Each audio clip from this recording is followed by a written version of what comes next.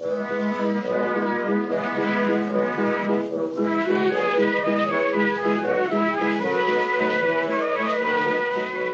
to Loremen, a podcast about local legends and obscure curiosities from days of yore. I'm Alasdair Beckett-King. And I'm James Shakeshaft. And in this episode, we are joined by a deputy Loreperson from the Isle of Sweden. Is it an island? No, it's not an island. What is it, a peninsula? Country. And I have to apologise because for 2/3 of the episode I recorded the sound through my web camera by mistake, so I sound like I'm in an old BT telephone box for almost the whole podcast. Because a lot of people don't know that you have a sideline as a cam girl. So here is Evelyn Mok with an assortment of Swedish nymphs.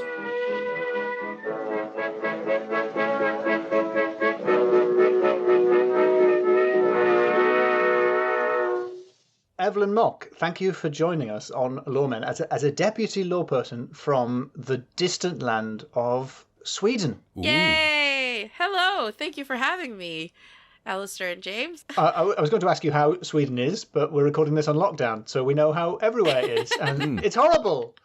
How is it? It's inside. Yeah, how is Oh no, Sweden's quite outside, isn't it? Sweden's still outside. Yeah, it's still like you can still go to the restaurant. You can still go to shopping like 3 times a day if you want to. Whoa. And you can go and you can loiter in a park if you want to without fearing the stern hand of the law. Oh, wow. Yeah.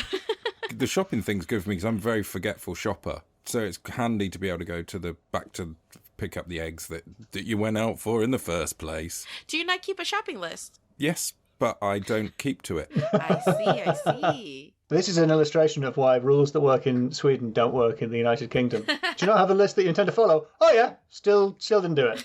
Still just didn't buy all that stuff. Just ignored it. It's called freedom. Read your Magna Carta. Yeah. Well, here we believe in controlled fun and freedom. As soon as it's if it's regulated. We actually have a saying in Sweden which goes, så roligt ska vi inte ha det, which means literally, let's not have that much fun. And it's usually said if a person goes like, oh, let's get another drink. And it's like, oh, we're not going to have that much fun. It's a day tomorrow as well. And that's how it goes. Am I right in thinking you are in, I'm going to say it wrong. I want to say it Gothenburg. Yes! You're from Gothenburg. I am in Gothenburg. But should it be Gothenburg or something? Göteborg. Whoa. Nope. Not acceptable. Göteborg? Yeah, that's pretty good pronunciation. Because I've always read it as Gothenburg, like most Anglophone people. And I've always pictured it as being like a sort of a goth version of Duckburg from DuckTales. As ducks are to Duckburg, so goths are to Gothenburg. I have always visualised. And I would watch a show called Goth Tales. That's so fun. That's very accurate, I would say. Are there a lot of we goths? just have a bunch of goths. Here in Gothenburg. In Gothenburg. Solve a mystery. Or think about misery. It's a goth world. So you do have a lot of goths in Sweden? We have a lot of, I remember as a teenager, we had emos. Everybody was emo for a while. So you went through that phase with like dark hair and then a really long fringe and a lot of eyeliner and Converse shoes. And you wrote poetry that you would sort of recite for your classmates. But in Gothenburg, I don't know, it's quite quaint. It's very, I would say that Gothenburg is quite, it's like a big small town. Oh. So we're the second largest town in Sweden. And Stockholm's like the capital, so it's the largest town. But I would say that Stockholm is like a proper large city. And Gothenburg is like a big small town because Gothenburg has a feud with Stockholm that Stockholm doesn't care about. But Gothenburg really cares about. Like, Gothenburgians hate Stockholmers. Yeah, like Manchester and London. Yeah, exactly, yeah. Well, like, Stockholm doesn't care at all. And we have a big chip on our shoulder. I wanted to ask about the origin of Gothenburg, because the origin of Gotham, as in Gotham City, is Washington Irving's short stories, because he tells stories about Gotham, which is a town full of idiots, which is meant to be New York City, but he calls it Gotham, i.e. Goatham, City of Goats. So I was wondering if Gothenburg, or whatever you said, means goat town as well, if it has the same etymology. Yes, just a bunch of idiots running around here. Everybody's so dumb. Sounds like Stockholm propaganda to me. Yeah. Lowest graduation rate. No. I think the origin of our town is... So we have like a statue in the middle of town of, what's his name? Batman? Of Batman. And he stands there and he points to the town square and he says, I want Gothenburg to be built here. This was like, I can't remember his name. It wasn't the king. It was somebody else. He was like this famous kind of, I guess, town maker back in the day. Yeah, that sounds like a job. Yeah. So he traveled around Sweden building the towns. And he had a big floppy hat and a cape. So kind of like Batman. Yeah, or maybe Zorro. Oh, he is. Actually, he did have a mustache. His statue has a mustache, so he's more Zorro-y, probably. So the tale goes that he just pointed to the town square and said, I want Gothenburg to be built here. And so they started building it, and it's a seaside town, so we're a port town, so like ships and stuff. So I think they built it to create like a natural kind of port for ships for trading. So they got people from the Netherlands to come in and build it because Gothenburg has a few canals in town. So they got people who made Amsterdam to come and build Gothenburg to kind of get like a similar layout. It's not, though. It's not as nice. We have like one canal. That's very IKEA-ish, I think. The idea that, we'll just have a sort of flat back city like that one, please. Yeah. We went around the store, we saw it, we like it. We'll have that. Did you say make the city here not too big? Yeah. Not too big, mind you. We still want it to feel small. We still want it to have like a kind of complex about itself. Still small enough to feel insecure compared to Stockholm. Exactly. Let's get the second best mayor here, please. So he can rule it. Second best. But then we were a very big port town. It was a labor town, basically. So I guess very similar to Manchester, like a working class kind of town. And people worked in the docks.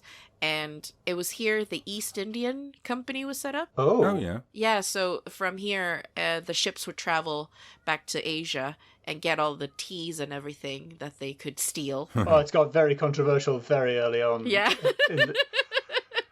It's amazing. We think of corporations like, Tesla and Amazon having huge power now, but the East India Company had its own navy. It did, like a corporation had incredible powers. What happened to it? Like, what was its fall down, or is it still kind of? I don't know. Was it coffee? Oh, People start drinking something else. Tizer. Coca-Cola. Vimto came in. Yeah, Vimto came in. Really load of Vimto. We just don't want any more of that tea, thank you. There was the Ribena Wars, wasn't there? Because Ribena was like, you can have it hot or cold. We're covering on the bases. Very much the opiate of the kids is a Ribena. Oh, that's so gross. Hot Ribena. Hot Ribena.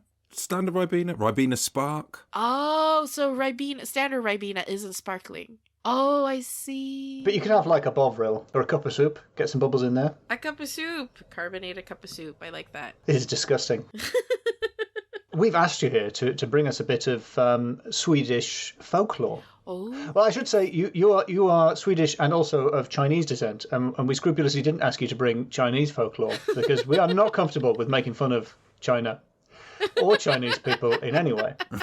But Sweden is a majority white country, so let's go. Yay! Let's make fun of what they believe. Yes, and I am born and raised in Sweden, and so I think I know more Swedish folklore, actually, than I do Chinese, to be honest, which maybe is a letdown to my Chinese ancestors. And I thought immediately of the folklore of nymphs, because apparently there are a lot of nymphs running around in Scandinavia. And they're always naked. So I thought of the most popular nymph, which he's called Nøkken.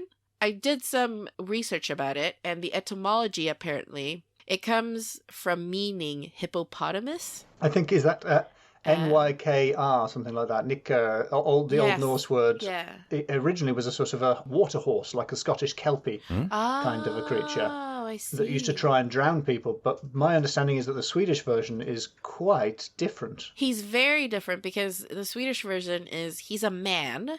He's often naked. And he often sits in like streams. And he often plays a fiddle or a violin to try and entice you, and then when you come near him, he drowns you.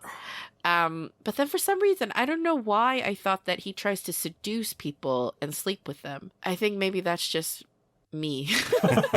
Is that just what happened when you met one? That's just what happened when we met, yeah. And then I got pregnant with a little nymph baby. But yeah, so he always wears like a, what's it called? Bandana? Like a crown made of flowers. Oh. Like a circlet. Yes, exactly. And so I thought that he always used to appear during midsummer. In Sweden, like midsummer is really like shrouded in lore because it's the summer solstice, so it shifts time. Also, what you can do is you can pick like 7 flowers and you can put it under your pillow. And then during that night, you'll dream of who you're going to marry. And I think like for some reason, he's always been a part of that for me. The lore is kind of, you have to be careful from Nøkken because he'll try and seduce you and do something harmful to you. And also his name is Nøkken, which I always like literally translate to the streaker, because like in a football match. Yeah, exactly. Like if you're like you can be naked is naken in Sweden, but then you can also be neck, which means that you're basically just naked in the nip. Yeah, the naked guy kind of. The streaker.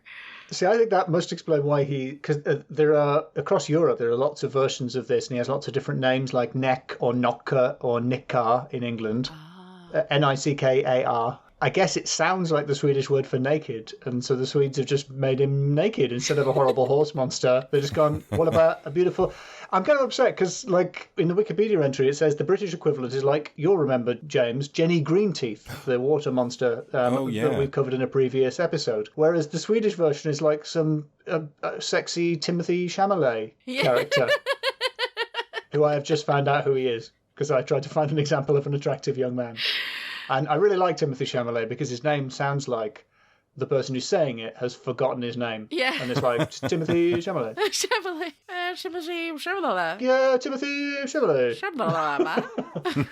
Chalamet. You know that guy with the cheekbones? Yeah, him. I think it's really unfair and incredibly Swedish that you get a really beautiful naked person and we're all left with horrible trolls and horses. Yeah, it's so funny because it's like, and isn't that such a stereotype that he has to be naked as well because he's Swedish? Swedes are there's no insecurity when it comes to nakedness or body. Like, there's no shame. Oh, it sounds dreadful. It's almost empowering, I think, for them to be naked. They'll be, like, if you go to regular Swedish beats, there'll be women who are topless, just sunbathing. And it's kind of normal. Nobody really cares. I remember as a kid, actually, when it was such a big thing, we were walking in town and it was a really hot summer. And then all of a sudden there were just 2 women who were walking down the street topless. And like people reacted, of course, but then it was also like, this feels very Swedish. I don't know why they have such body confidence.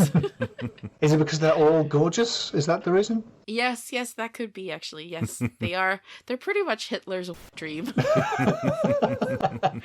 Very pretty people. I looked up the story of the Nøkken.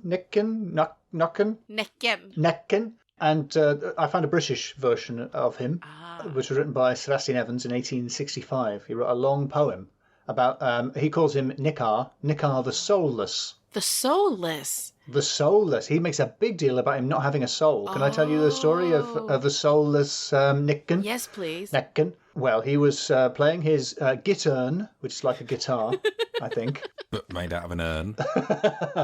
It was actually made, this is horrible, it was made out of the breastbone of an emperor's daughter, slain underwater by her sister. Is that important for the story? No. It's just a disgusting aside about how his guitar was made. So he was strumming away, and he saw a woman who does not have a name in the poem, because it was written by a man in 1865, who was incredibly beautiful, and she's referred to as Ornan's daughter, so we know who her dad was. She was beautiful like a swan, and she gets naked, which is half the poem. He falls in love with her, of course. But he can't marry her because he is a monster, a naked, beautiful man. Then a mysterious wanderer in a grey cowl appears. Yeah. James, you were giving me quite a look. Well, this sounds like some late 19th century smut, dressed up as poetry. It's not going in a smutty direction. But in fact, you are giving me the evil eye now, and this wanderer, who is referred to in the poem as the evil eye, says, I tell you what, I can make her fall in love with you, but what will you give me in exchange? And he says, I'll give you this fantastic gittern. It's made of a breastbone of an emperor's. And he goes, first of all, I've never heard of a gittern. That's just a thing you've made up. That's not an instrument. I'd much rather have your soul. Oh. And in the poem it says, Nickar the soulless one, Nickar the crafty, thrummed on his gittern strings, inwardly laughed he. And he agrees because he doesn't have a soul to give. Oh. The wanderer casts his spell and Nickar marries Ornan's daughter, but because it's the 19th century, she dies in childbirth and she and her little son are buried. And the Nickar is very sad and returns to his pond even more miserable than before and drowns himself. Oh. But then the wanderer turns up hoping to grab a soul because he seems to be basically the devil, and realizes he's been tricked. The guy never had a soul to give. So he's furious and a bit embarrassed about how the people downstairs are going to feel about this. And he goes to St. Patrick, who's in charge of purgatory, and tries to negotiate a soul on behalf of the guy who just died so that he can steal it. He's really quite good. He says, just a small soul, like just a mere idiot's, say, or a baby's. Babies are pretty stupid. Yeah. It's like, one you're not using. Just an idiot, yeah. Just an idiot's soul. He should have gone to Gotham. Yeah. And St. Peter pulls the soul out of his pocket with its little tag and date still attached to it, and that's in the poem, and I really like that. And he goes, no, I'm not going to give it to you. But what I will do is I'm going to give it to the unbaptized child of Ornan's daughter, who was buried with her, so he can go to heaven with his mum. Oh. Because, as we all know, they have a very strict door policy. Yes. So it's quite sad, but it kind of works out in the end because the kid gets into heaven. Oh, and so it's a happy poem. Because the dead child isn't condemned for eternity for no fault of its own. This one got away with it. Yeah. Yeah, this one got away. Got into heaven. And I was trying to date it, that poem, and one of the places where you can find it on the internet is on an incel forum. Because this kind of like incel poetry. The Nøkken is a little naked incel going strum, strum, strum. Oh. And then when you finally have sex, he loses everything. Yeah. And their comment is, high IQ required due to Old English and 3-page length. This is so funny. So, guys, I don't know if you were quite high IQ enough for that, but I did condense it a bit for you. Oh, wow, that's great. Another version of him that I remember is that he was so mesmerized by his own beauty, he would stare into the lake, and then eventually he would try to kiss himself and then fall and drown. But is that another version? I think that's Narcissus. Yes. Well, we've all done it. Oh, man. So many naked men and lakes in folklore. And so little time. And so little time. That's so funny. It's about, like, regarding souls, because there's another Swedish lore nymph that's like the female equivalent. It's a forest nymph. Can I ask, what kind of clothes does she wear? Dress? Oh, she has some. Does she wear clothes? Oh, I don't know. Oh, right. I think this one wears clothes, actually. Oh, she's really? a bit more proper because she's a woman. She needs to keep her modesty. But it's like a forest nymph. And she, like, her thing is that she seduces farmers and huntsmen because she wants their soul. Oh. Well, the thing is, she seduces you and you make love to her, and then you get punished if you ever stray from her. Oh. If you ever sleep with another person, she'll come back and take your soul. Or it's said that you will be cursed with unfortune. So you will be cursed with, like, accidents and stuff until you die. But if you're a huntsman, I think by sleeping with her, she'll reward you by giving you much luck in your hunting. Apparently, if you look at her from the front, she's a beautiful woman, and then if you see her from the back, it's like looking into an old tree that has a hole in it. I've seen a drawing of this, and she was naked in the drawing. Oh, she was? Yes, she has a wooden hollow in her back, and sometimes a tail. Yes, and sometimes a tail. Yeah. And I could find 2 names for them, but I can only say one of them because the other one is too Swedish. Okay. And one of them is Huldra or Hulda, but the other one was like Skogskra. Yeah, skogsrå. Skogskra, no, Yeah. can't say it. Skåswar. Which is like forest nymph, kind of. Translates to forest nymph. Do you remember the advert for, I think it was Sure Antiperspirant in the 80s, with the people in the forest, and they're all sort of painted up like bark, and then they lie on the tree and the wolves run past. Do you remember? I do remember that. Oh, really? Is that what the back of her looks like? The drawings are quite creepy. Because from what I understand is she seems to be like a sort of land mermaid because the story seems to have cropped up around like loggers or charcoal makers. What, so the top half is woman and the bottom half is log? 'Cause that sounds dangerous if you're going to be having sex with her. They crop up in communities where there's mostly men and not many women, and they're sort of on their own out in the middle of the wilds, and they start inventing stories of beautiful naked ladies who will lure you away. So that's what I mean by land mermaid. Oh my god. If I can bring you into etymology corner here, Yay. I've got an interesting etymology aside. It's to do with the phrase skid row in English. You heard the phrase skid row? Yeah, it's that the place in LA with all the drug use. I know it from Little Shop of Horrors. Yeah, it's any part of a town which is crummy, but it takes its name from Skid Road. Oh. A skid road is what you'll have seen it when you have all logs on their side, so you can roll things. Oh, that's how they did Stonehenge. Yeah, it's how people used to move things into olden days. So Skid Road would be the area, for instance, a small logging town that had cropped up in the hills where people are shifting all the logs out towards wherever they need to go. And it would be mostly burly men in check shirts and maybe some sex workers and a drinking establishment. And that is a skid road. And Skid Road becomes Skid Row, which is the name for the street in a city, which is a bit like that. But less trees. I see. And that was Etymology Corner. That was a good bit of Etymology Corner. Thank you. Yeah, very good. I'm trying to make Etymology Corner rival James Shakeshaft Life Hacks. Whoa. It needs to get a lot more useful. Are we going to get a life hack later? Have you got a life hack there, James? Yeah, if you want to clean your whisk, just whisk the water. It's really difficult to clean a That's whisk. so smart. Oh, come on. I did a whole etymology thing and absolutely zero. He whisks some water and you're amazed, Evelyn. Come on. Because I always, like a chump, try to clean it with my sponge and go through each individual strain. So it was more useful. People do not listen to folklore podcasts for life hacks. That's all I'm saying. That's not why people listen.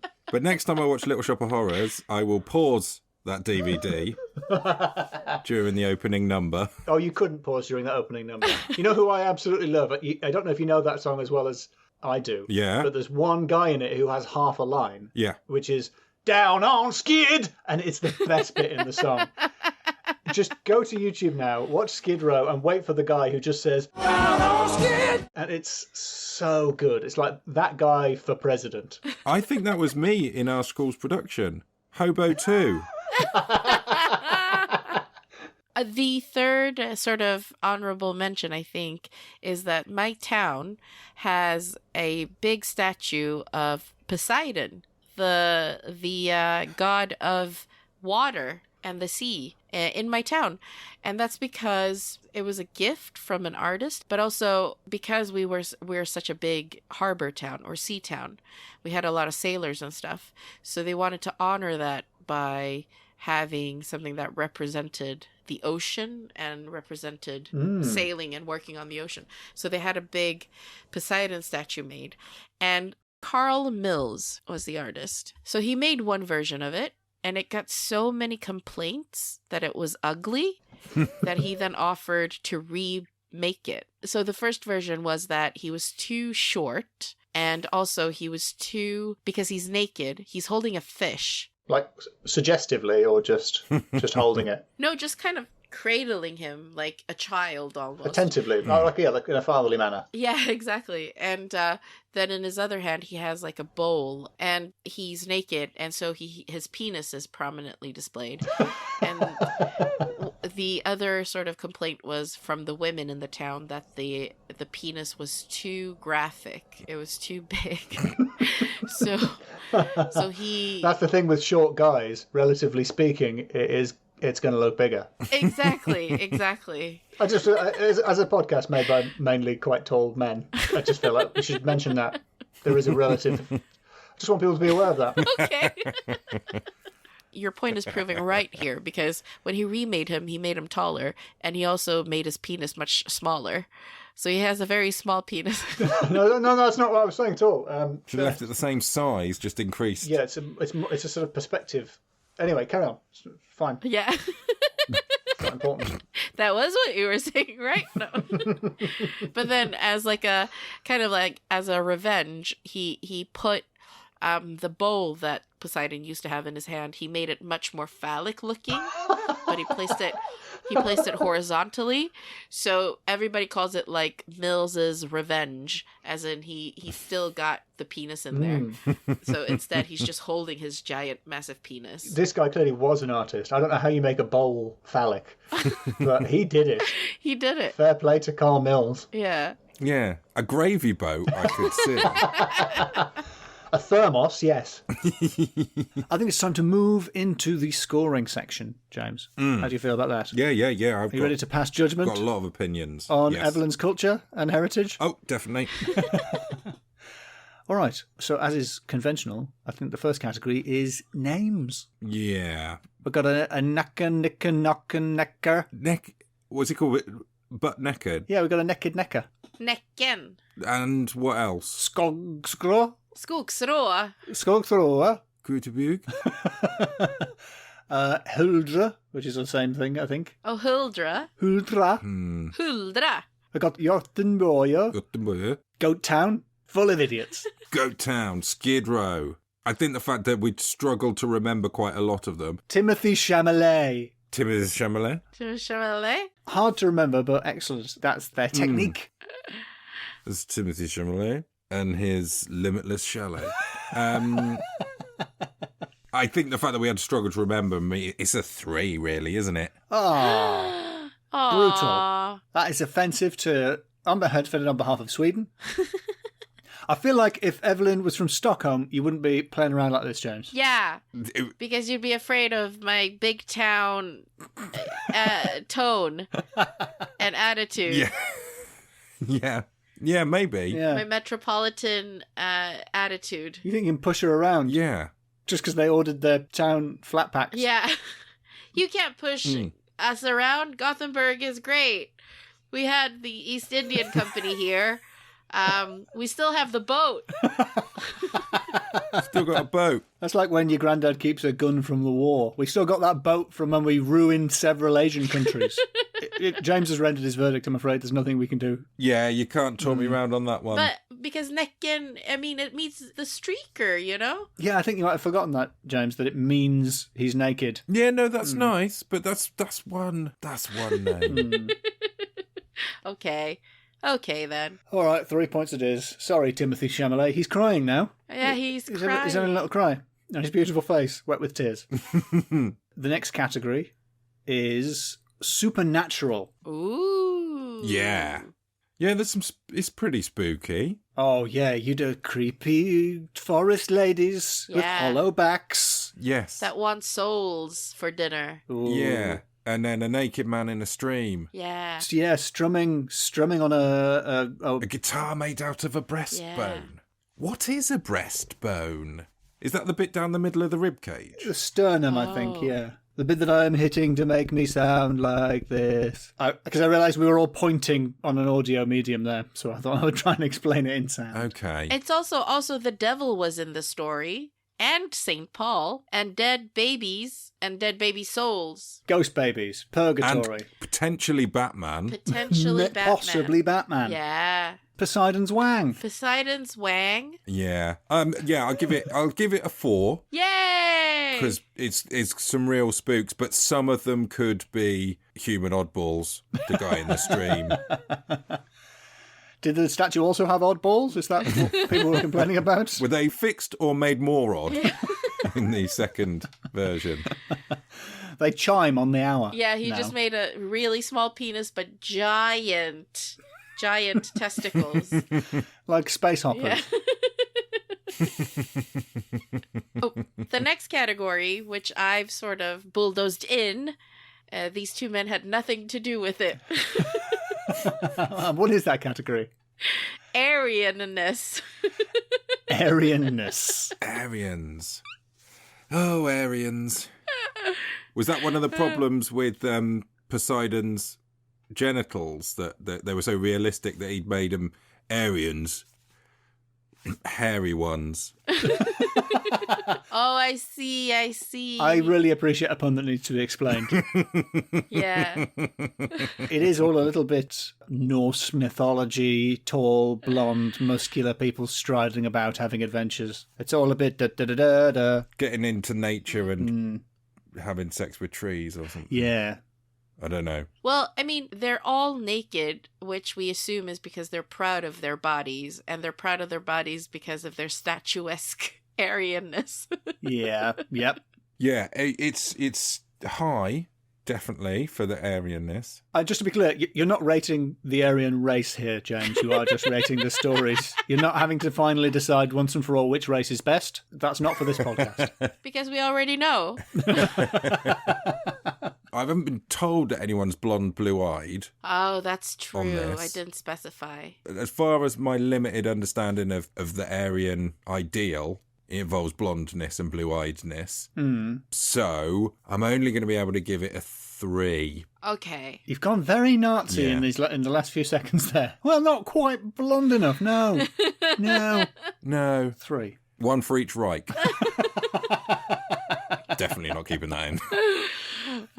Final category, smut. Oh, yeah. Which I think sounds like, it definitely sounds like a Scandinavian word of some kind, smut. Schmoot. Yeah, smut. Smoot.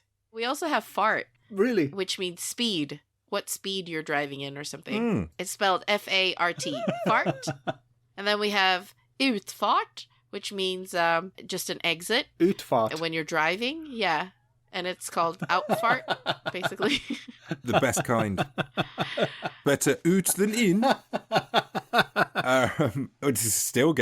This is sort of still smutty because it's all very nether region based. They're very naked. We've had a lot of smut in this. We've had 1.5 pages of smut that you need a high IQ to be able to read. Yeah. A man sat in a stream strumming away. All sorts. I think, yes, 5. Yeah. Yay! What's Swedish for 5? Fem. Fem. Does that give us a good score? And that's a respectable score, yeah. I think James was very cruel to us on names, because basically I think he's dissed the whole of the Swedish language there. I think so too. Very, very prejudiced. Very prejudiced for a man who went on to rate Aryans as the best race, I think. They are slightly above average. I don't have to go back and check what you actually said. I think I'm annoyed about Swedish names of things because of IKEA's naming policy. Are they joke names? Are they messing around with that? No, and some it's of them... very offensive that you ask that. No, some of them look like they're doing silly jokes. Thank you very much for coming on our podcast, Evelyn. Oh, thanks for having me. Listeners might well already know you from your podcast with Nigel Yay. which is called Rice to Meet You. Yes. Which I feel very racist saying.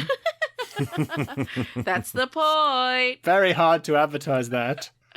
It's about Asian culture, but it's a comedy podcast foremost. So it's, give it a listen if you guys want to hear something funny and slightly Asian. Thanks for having me, guys. This was really fun. Thank you. Thanks for coming on.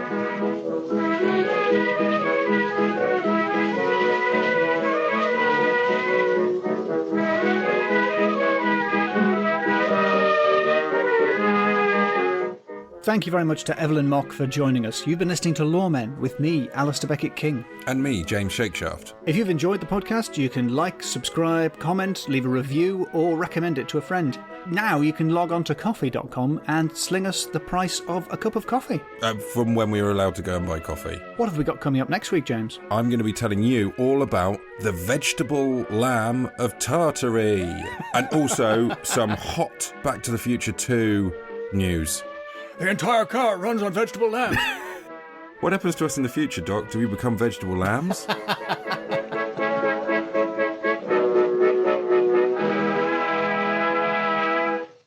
So here's Evelyn Mok with an assortment of Swedish nymphs. It's like a ragtag grab bag. I thought we agreed no more hip-hop on the podcast. I just need to practice my bars. Stop spitting bars at me for 1 minute. There's fire in the booth. I think that's a very good reference. Is it? I think. To me, it sounds sort of Napoleonic. It sounds like something that would happen on a ship to a powder monkey. Yeah. There's fire in the booth! Some are often blown to pieces. Or just the reason why the little chef shut down.